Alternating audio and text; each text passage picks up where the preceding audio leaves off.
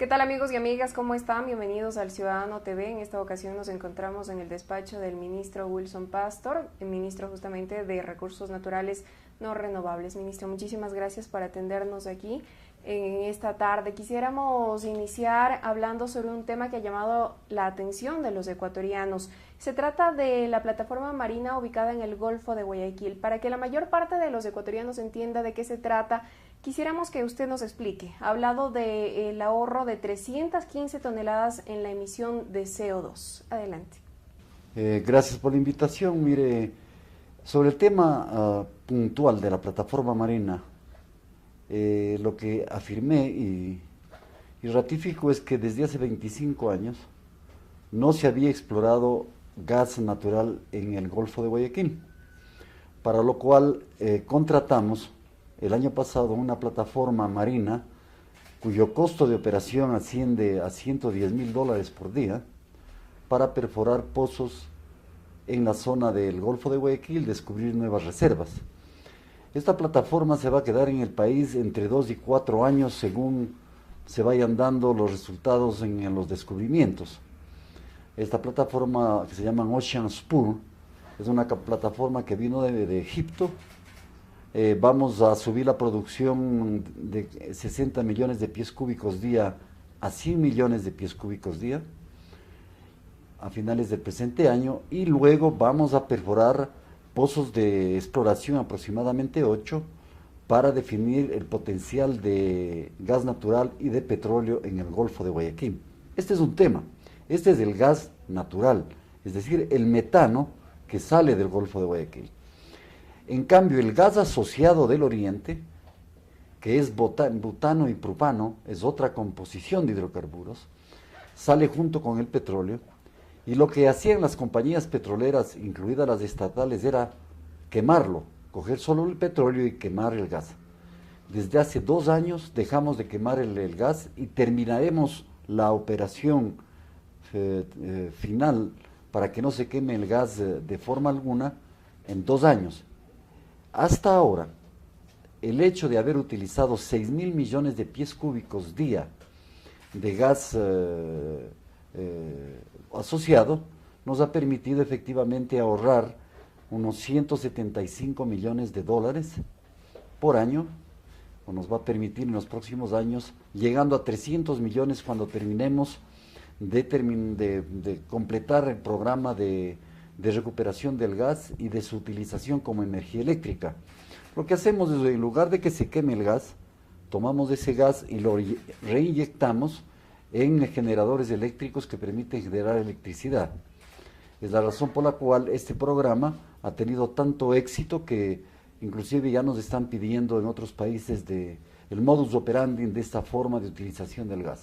¿Países como cuáles, por ejemplo? Por ejemplo, en el congreso que acaba de pasar en Abu Dhabi se puso en conocimiento este proyecto, lo mismo en un congreso de Londres de gas natural sobre la eliminación de lo que llaman el flare, la quemadura de gas en la atmósfera.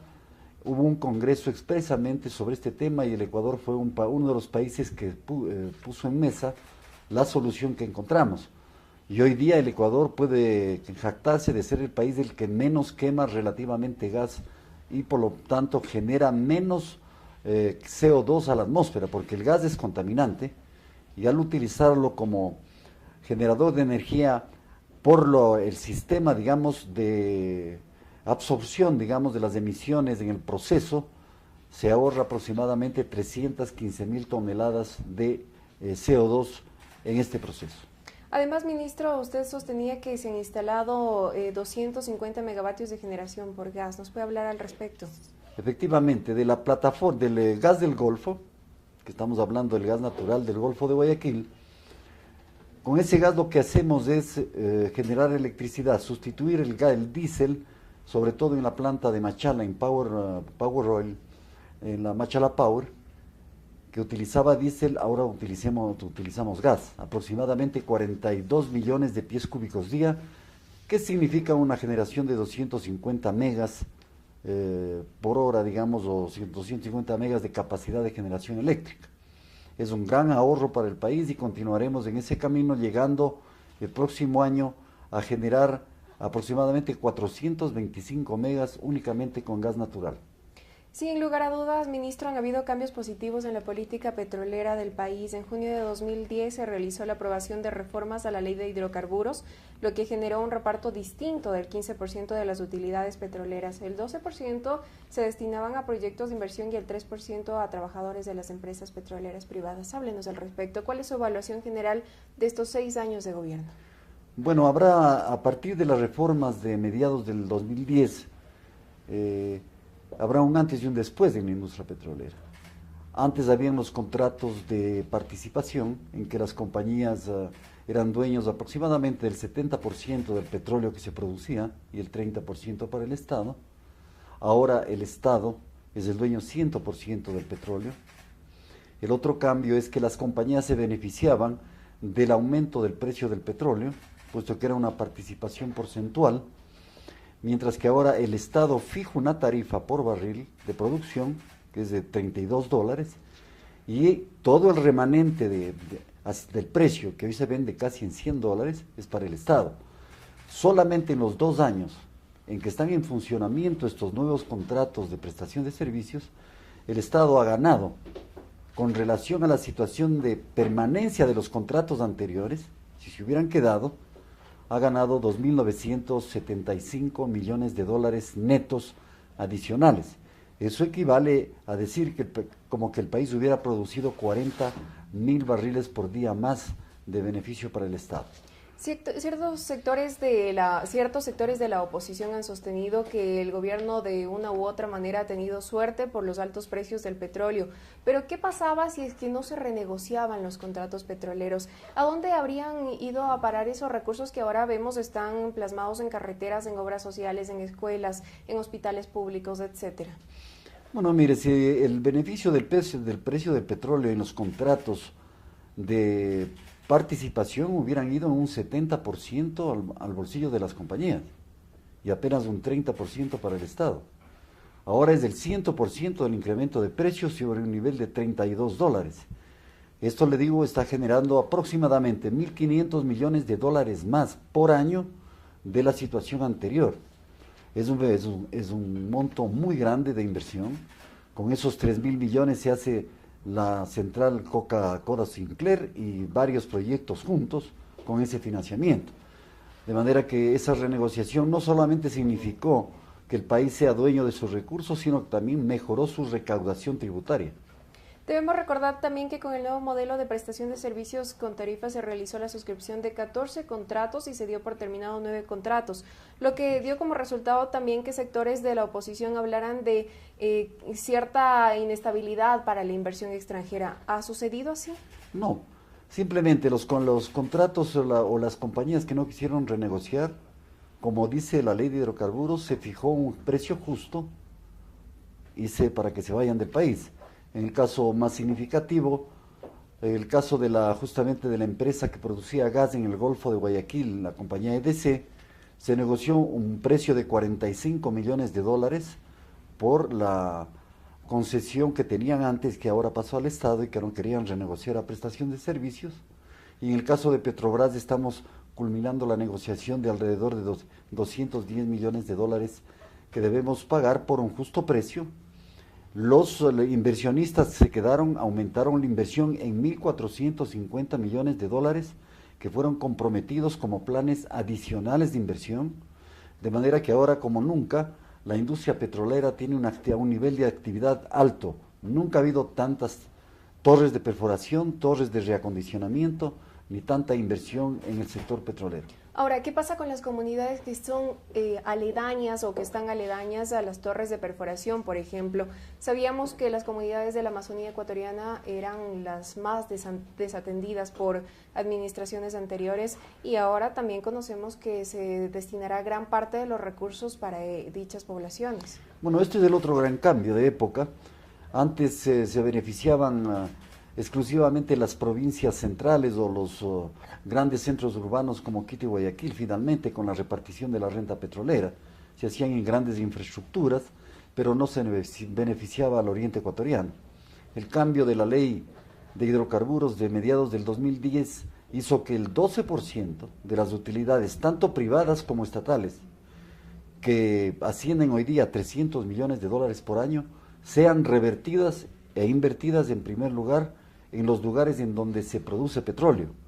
También es así que ahora ve usted proyectos que van desde el proyecto de agua potable de la provincia del Napo en la ciudad de Tena, que tiene varias decenas de millones de dólares de costo, hasta la carretera de la provincia de Napo en Sarayacu, o los proyectos de agua potable y la ciudad del Mileo, ciudades del milenio que están haciendo en la Amazonía, en particular en la zona de Payacocha.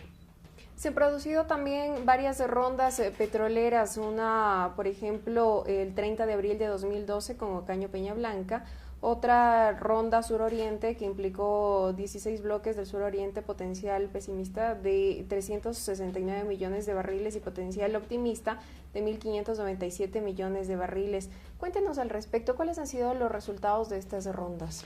Bueno, el objetivo de las rondas de licitación es básicamente atraer inversión de riesgo, es decir, lo que el Estado no puede hacer, porque no tiene recursos para invertir en exploración petrolera 100%.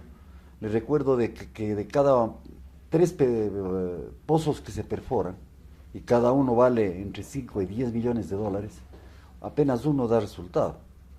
Si queremos explorar el suroriente, se requieren aproximadamente 1.200 millones de dólares, de los cuales 400 darán resultado y 800 probablemente no. Hay empresas que están dispuestas a correr ese riesgo. Hay empresas que están dispuestas a correr ese riesgo y el beneficio nuestro es, ahorrándonos inversión, encontrar petróleo y alargar el horizonte petrolero de nuestro país. El objetivo en ese conjunto de rondas, la ronda de campos llamados marginales, en que firmamos 3 contratos, obtuvimos 330 millones de dólares de inversión. Se van a poner en producción los campos con potencial entre 15 y 20 mil barriles, y la ronda del suroriente tiene por objetivo, como le digo, atraer 1.200 millones de dólares de inversión, y por el otro lado, el descubrir alrededor de 1.600 millones de barriles de reservas. Estamos haciendo un breve recorrido por lo que han sido los 6 años de gobierno en materia de recursos naturales no renovables, y en ese sentido quisiera, ministro, ahondar en el tema de la refinería del Pacífico, un proyecto sin lugar a dudas quizás el más importante de Ecuador para los próximos años. El presidente Rafael Correa, que ahora goza de licencia por estar precisamente aspirando a la reelección, ha dicho que quizás no sea su gobierno, si es reelecto, el que goce de los beneficios de esa refinería, pero ¿qué pasará para las próximas generaciones? Bueno, la verdad es que ese proyecto, macroproyecto, el más grande que se ha hecho o se va a hacer en el país, cuya inversión se estima en cerca de 12 mil millones de dólares, lo que va a permitir son tres cosas. La primera, para que el público entienda, hoy día el petróleo genera por exportación de petróleo aproximadamente 12 mil millones de dólares anuales. Pero de esos 12 mil millones de dólares tenemos que dedicar cerca de 4.500 millones de dólares a importar derivados. Vamos, en primer lugar, a ahorrar al país esa hemorragia de divisas, de dólares que se van afuera y que ahora ya no, con la nueva refinería no será necesario, porque no solamente tendremos suficientes derivados, sino que también exportaremos derivados. El segundo efecto es que en la provincia de Manabí, y especialmente en la zona cercana a Manta, donde se va a implantar la refinería, se va a desarrollar un cierto polo de desarrollo, en que va a haber industria, no solamente la refinería, sino industria petroquímica, que son varias plantas que se van a hacer con el sector privado, que van a permitir generar una cadena de valor nueva. Sabe que el petróleo genera plásticos, genera muchos productos con los que se hacen, para llamarle, las llantas de los carros, todo lo que es caucho sintético, plásticos, fibras, etcétera, etcétera. Entonces se va a formar un polo de desarrollo que va a generar mano de obra. Y adicionalmente, y mano de obra calificada y valor agregado en productos. Y adicionalmente el proyecto en sí es rentable y vamos a tener una rentabilidad de alrededor del 10 al 12%. Ha sido como el presidente en muchas ocasiones ha insistido, por poner un ejemplo, lo que hemos venido haciendo, vender maíz y comprar humitas. Eso es lo que se va a evitar con la refinería del Pacífico. En efecto, vamos a evitar hacer eso, vamos a agregar valor al petróleo, vamos a dejar de importar productos con alto valor y vamos a exportar esos productos al exterior. Ministro, para finalizar quisiéramos hablar sobre la minería a gran escala. El primer contrato de operación para la minería o la gran minería en la historia ecuatoriana en el desarrollo del proyecto Mirador para la obtención de cobre se realizó en la provincia de Zamora Chinchipe. Efectivamente, se firmó hace ya casi un año ese contrato, luego hubo el proceso de negociación del contrato propiamente de inversión, que se ha culminado de negociar, han entregado la regalía de 40 millones, que es la primera cuota, tienen que entregar 100 millones de dólares como regalía anticipada, es decir, como un anticipo a lo que van a obtener en los próximos años. Esa es una mina muy grande y que se va a invertir 1.700 millones de dólares, vamos a procesar 60.000 una primera fase 60.000 toneladas de material y luego 120.000. Con esa producción de alrededor de 700 millones de dólares por año, el Estado se va a beneficiar en un 52%, que es la participación más alta en la renta minera en el mundo. Luego vamos a pasar a una segunda fase con esa misma empresa, que es del proyecto de la provincia de Zamora, que es la zona del Pangui, la segunda zona minera más grande del país, con este conjunto de empresas chinas, de manera que esto ha sido el abrir a la gran minería con este primer contrato para que el Ecuador poco a poco pueda incorporar en sus ingresos, en su financiamiento, la gran minería a gran escala. ¿Y las comunidades aledañas a esos proyectos pueden tener la tranquilidad de que se está haciendo con responsabilidad ambiental?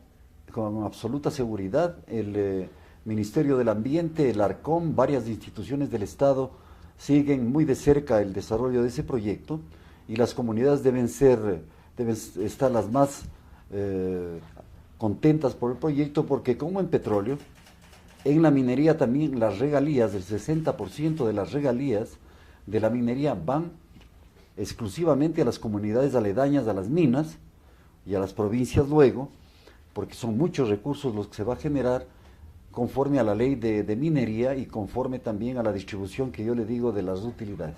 Ministro, muchísimas gracias por su tiempo y por la información que ha dado al pueblo ecuatoriano. Muy amable. Para agregar nada más, debemos dar un dato adicional. Se registró un incremento de precio y producción a lo largo de estos 6 años de gobierno. Hoy el país obtiene $1.500.000 más que en el pasado.